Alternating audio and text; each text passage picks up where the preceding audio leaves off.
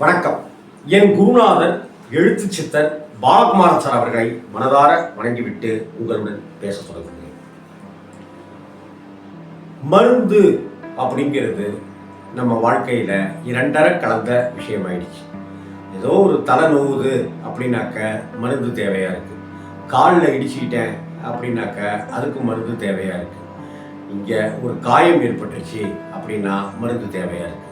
மனசுல காயம் ஏற்பட்டுச்சுன்னா அதுக்கு மருந்து வேணும்ல இல்ல?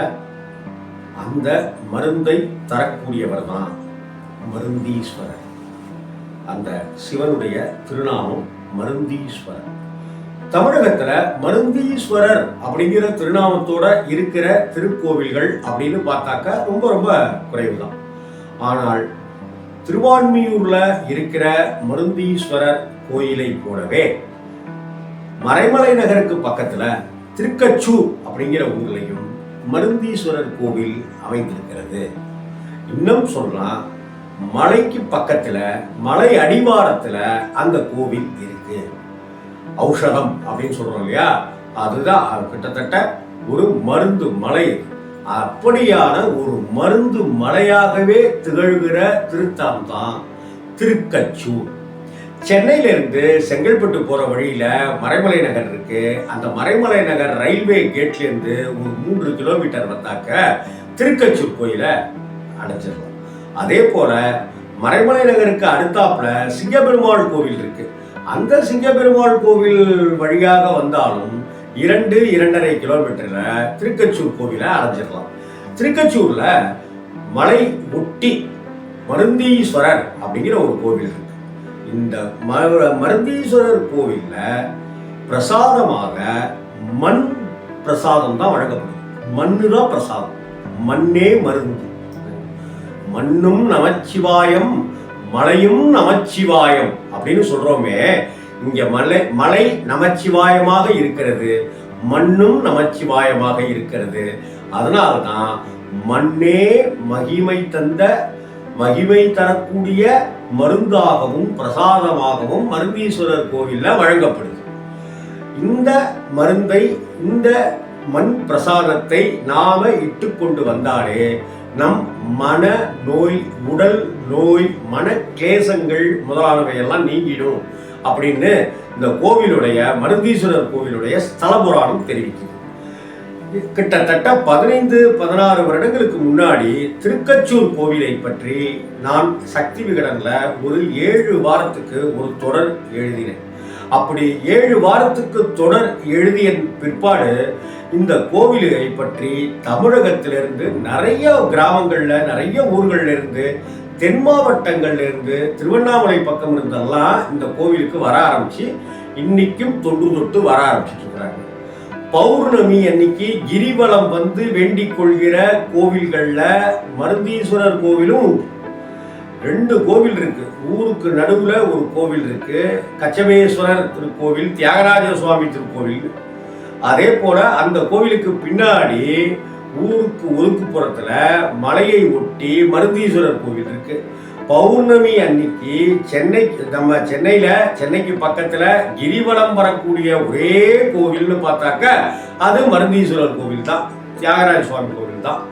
கிட்டத்தட்ட இந்த கோவிலை பற்றி நான் எழுதிய பிறகு இந்த கோவிலுக்கு வருகிற பக்தர்களுடைய எண்ணிக்கை அதிகமானுச்சு.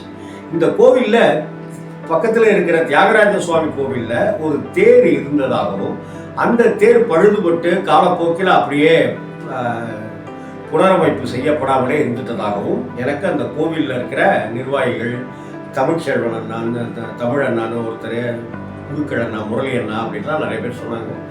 அந்த தேர் ஓடுவதற்கு திருப்பணிகளுக்கு நீங்கள் ஏதாவது கைங்கரியம் பண்ணுங்க அப்படின்னு நான் எழுதியிருந்தேன். அதற்கு கிட்டத்தட்ட எங்கிருந்தெல்லாமோ அந்த தொகை வந்து 30 லட்சம் ரூபாய் செலவில் அந்த கோவில் தேர் அமைக்கப்பட்டு இன்னைக்கு வருஷா வருஷம் தேரோட்டம் மிக சீரும் சிறப்புமாக நடந்துட்டு இருக்கு. அதே போல அந்த மருந்தீஸ்வரர் கோவில் பற்றியும் நான் எழுத, கிரிவலம் வந்து தியாகராஜ சுவாமியையும் மருந்தீஸ்வரரையும் தரிசனம் பண்ணிட்டு பௌர்ணமி அன்னைக்கு கிரிவலம் வரக்கூடிய பக்தர்கள், பல்லாயிரக்கணக்கான பக்தர்கள் கார்லையும், 2 வீலர்லையும், வேன்லையுமா வந்து செல்வதை நம்மளால இன்னைக்கும் பார்க்க முடியும். இதெல்லாம் ஏதோ கடவுள் போட்ட பிச்சை அப்படின்னு தான் நான் நினைக்கிறேன். மருந்தீஸ்வரர் கோவிலுக்கு எனக்கு தெரிந்து பெங்களூர்லேருந்து ஒரு பெண்மணி வந்தாங்க. அந்த பெங்களூரு பெண்மணிக்கு வந்து கிட்டத்தட்ட 18 லட்சம் ரூபாய் கடன் இருந்தது. அந்த 18 லட்சம் ரூபாய் கடனை அடைக்க முடியாமல் தவிச்சிட்டு இருந்தாங்க. ஆனால் அதே சமயத்தில் அவங்களுக்கு இருந்த சொத்து அப்படின்னு பார்த்தாக்க கிட்டத்தட்ட 95 லட்சம் ரூபாய் மதிப்புள்ள சொத்து அவங்கள்ட்ட இருக்கு. ஒரு வீடு இருக்கு, அப்புறம் ஒரு தோட்டம் அப்படி இப்படிலாம் இருக்கு. ஆனால் 6 வருஷமா என்னால் விற்கவே முடியல, ஏன்னே தெரியல, தடை மேல தடையா வந்துட்டே இருக்கு. இந்த 18 லட்சம் ரூபாய்க்கு நான் ஏதாவது ஒரு ப்ராப்பர்ட்டியை வித்துட்டு சரி பண்ணிடலான்னு இருந்தேன், ஆனா முடியவே இல்லை அப்படின்னு என்கிட்ட 6 வருஷத்துக்கு முன்னாடி அவங்க சொல்லிட்டு இருந்தாங்க.